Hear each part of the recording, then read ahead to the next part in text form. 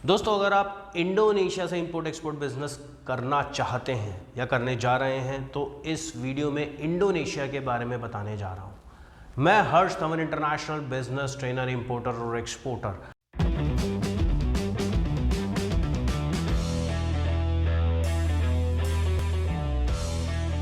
आज इस वीडियो में सबसे पहले शुरुआत करते हैं इंडोनेशिया के मैन्युफैक्चरिंग हब्स की, जहां से आप प्रोडक्ट को इंपोर्ट करा सकते हैं। एक देश के बारे में अगर जानना चाहते हैं तो आपको ये पता होना चाहिए कि उसके मैन्युफैक्चरिंग हब्स कहाँ कहाँ हैं। दोस्तों, सबसे पहले पहुंच जाइए जावा आइलैंड। अब जावा आइलैंड में हमें क्या मिलेगा?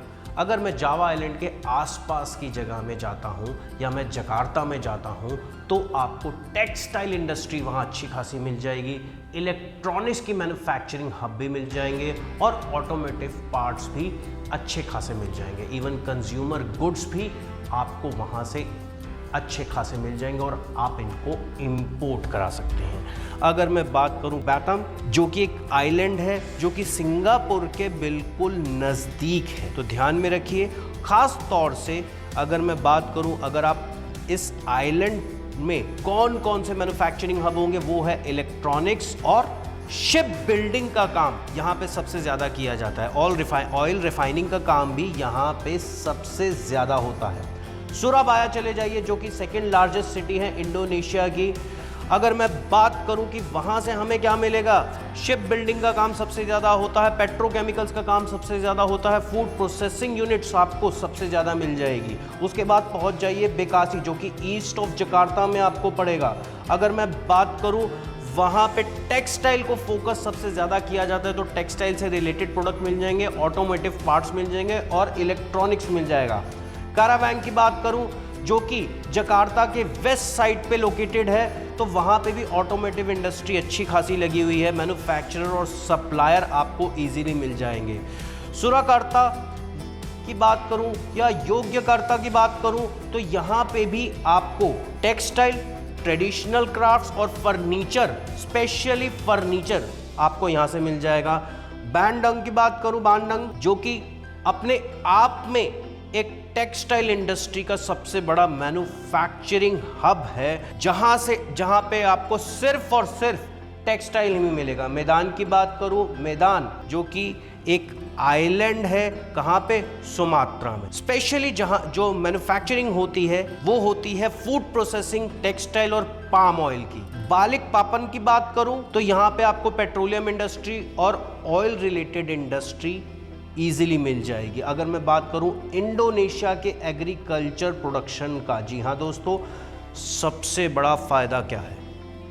देखिए दोस्तों, सबसे बड़ा फ़ायदा, अगर मुझे कोई भी एग्रीकल्चर प्रोडक्ट इंडोनेशिया से इंपोर्ट कराना है तो मैं आपको सजेस्ट करूंगा पाम ऑयल। अगर आप पाम ऑयल इंपोर्ट करा सकते हैं, लेकिन ये ध्यान में रखिए किसी भी तरीके की कोई रिस्ट्रिक्शन तो नहीं है इंपोर्ट कराने के लिए।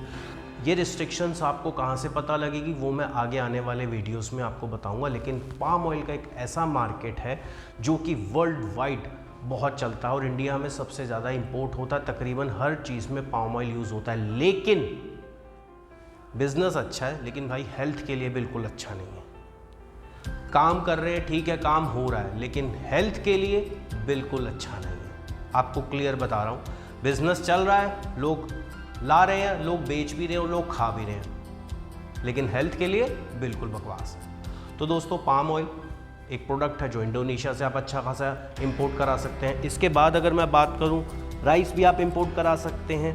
रबर जो है, इंडोनेशिया एक बहुत बड़ा प्रोड्यूसर है नेचुरल रबर का, जो कि इंडस्ट्रीज़ में और ऑटोमोटिव और मैन्युफैक्चरिंग इंडस्ट्रीज़ में सब में यूज़ किया जाता है। कॉफ़ी की बात करूं तो कॉफ़ी आपको इजीली मिल जाएगी। हाई क्वालिटी कॉफ़ी की बात करूं, मीडियम क्वालिटी की बात करूं, लो क्वालिटी की बात करूं तो आपको मिल जाएगी। आप जावा से ले सकते हैं, आप बाली से भी, बाली कॉफ़ी वहाँ की बहुत फेमस कॉफ़ी है, तो वो आप परचेज़ कर सकते हैं। कोकोआ की बात करूं तो जो इंडोनेशिया है, जो कोकोआ बीन्स का सबसे बड़ा प्रोड्यूसर है, इवन चॉकलेट्स और कन्फेक्शनरी प्रोडक्ट्स आपको इजीली अच्छे रेट पे मिल जाएंगे। कोकोनट की बात करूँ तो चाहे वो कोकोनट हो, कोकोनट प्रोडक्ट्स में कोकोनट ऑयल हो, कोकोनट वाटर हो, आपको मिल जाएगा। स्पाइसेस की बात करूँ तो स्पाइसेस में आपको क्लोव्स, नटमेग, ये सारी चीज़ें आपको इजीली मिल जाएंगी। फ्रूट्स की बात करूँ तो मैंगो, पाइनएप्पल, पपाया और बनाना मिल जाएगा। टी की बात करो तो टी में आपको ब्लैक टी आपको इजीली मिल जाएगी। सोयाबीन का अच्छा खासा प्रोडक्शन होता है इंडोनेशिया में, तो आपको सोयाबीन भी इजीली मिल जाएगा। सी फूड की बात करो तो फिशरीज़ में आपको sea food product multiple product मिल जाएंगे।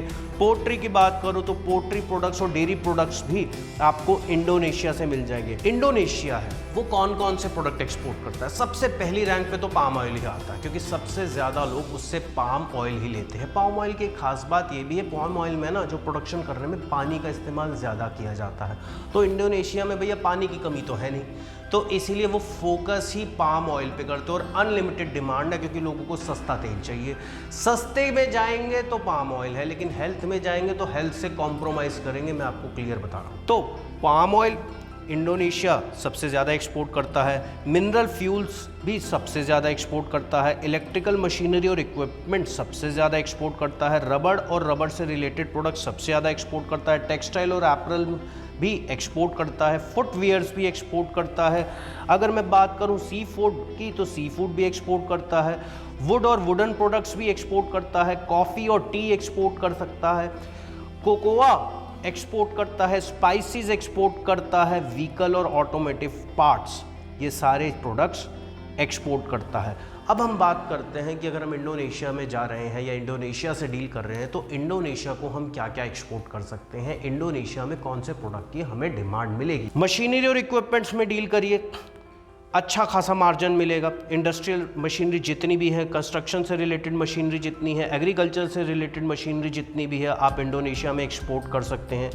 अगर मैं बात करूं आयरन और स्टील की, आयरन और स्टील की वहाँ कमी रहती है, तो आयरन और स्टील आप एक्सपोर्ट करिए। कंस्ट्रक्शन में यूज़ किया जाता है, मैन्युफैक्चरिंग प्रोसेस में यूज़ होता है, इंफ्रास्ट्रक्चर में यूज़ होता है वहाँ पे। प्लास्टिक और प्लास्टिक प्रोडक्ट्स आप एक्सपोर्ट कर सकते हैं। पैकेजिंग मटेरियल की बात करूँ, पैकेजिंग मटेरियल आप एक्सपोर्ट करिए, उसमें फ़ायदा है। जो कोरुगेटेड बॉक्सेस होते हैं उनको अगर एक्सपोर्ट करेंगे इंडोनेशिया में, क्योंकि वहाँ पे ऐसे आपको कोई फैक्ट्री ज़्यादा दिखेगी नहीं इन सब चीज़ों की, तो आप ये बेनिफिट इंडोनेशिया को एक्सपोर्ट करने में उठा सकते हैं। अब इसके बाद अगर हम बात करते हैं मेडिकल और फार्मास्यूटिकल प्रोडक्ट्स, तो इसमें अच्छा खासा मार्जिन है। बिल्कुल इंडोनेशिया को आज ही एक्सपोर्ट करिए। अगर मैं बात करूं केमिकल और केमिकल प्रोडक्ट्स की, तो फ़ायदा है, इंडोनेशिया को एक्सपोर्ट करिए। फूड और बेवरेजेस की बात करूं तो फ़ायदा है, एक्सपोर्ट करिए। पेपर और पेपर प्रोडक्ट्स जब आप एक्सपोर्ट करेंगे तो इंडोनेशिया में आपको कंपटीशन नहीं मिलने वाला, तो एडवांटेज आपको क्या मिलेगा? पेपर और पेपर प्रोडक्ट्स में अगर आप डील करना चाहते हैं तो एक्सपोर्ट जरूर। अब ये भी बताने जा रहा हूँ कि इंडोनेशिया के टॉप ट्रेडिंग पार्टनर्स कौन कौन से, यानी इंडोनेशिया सबसे ज़्यादा इंपोर्ट एक्सपोर्ट कौन से देशों के साथ सबसे ज़्यादा करता है। अगर मैं बात करूँ चाइना की, तो चाइना इंडोनेशिया का सबसे बड़ा ट्रेडिंग पार्टनर है। चाइना के साथ इंडोनेशिया ने बायलैटरल ट्रेड एग्रीमेंट भी साइन किया हुआ है। जापान की बात करूं, जापान भी एक सबसे अच्छा ट्रेडिंग पार्टनर है इंडोनेशिया का। यूनाइटेड स्टेट्स से भी इंडोनेशिया बहुत अच्छा इंपोर्ट एक्सपोर्ट बिजनेस करता है। सिंगापुर से करता है, इवन इंडिया हमसे भी करता है।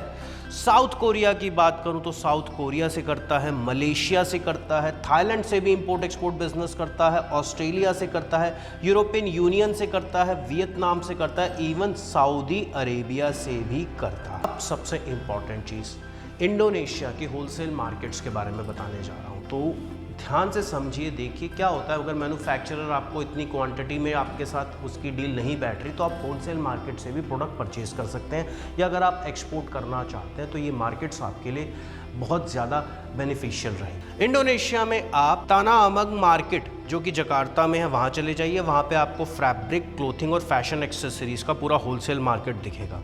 अगर पसर बारू की बात करूं तो वो भी जकार्ता में है, तो वहाँ पे आपको टेक्सटाइल, क्लोथिंग, इलेक्ट्रॉनिक्स इजीली मिल जाएंगे। अगर मैं बात करूं पसर इंदुक करामत जटी की, तो ये भी एक बहुत अच्छा मार्केट है, होलसेल मार्केट है, जहाँ पे आपको कंज्यूमर गुड्स इजीली मिल जाएंगे। अगर मैं बात करूं पसंग गेड़े की, तो ये भी एक ट्रेडिशनल मार्केट है जहां आपको टेक्सटाइल, हैंडीक्राफ्ट मिल जाएगा।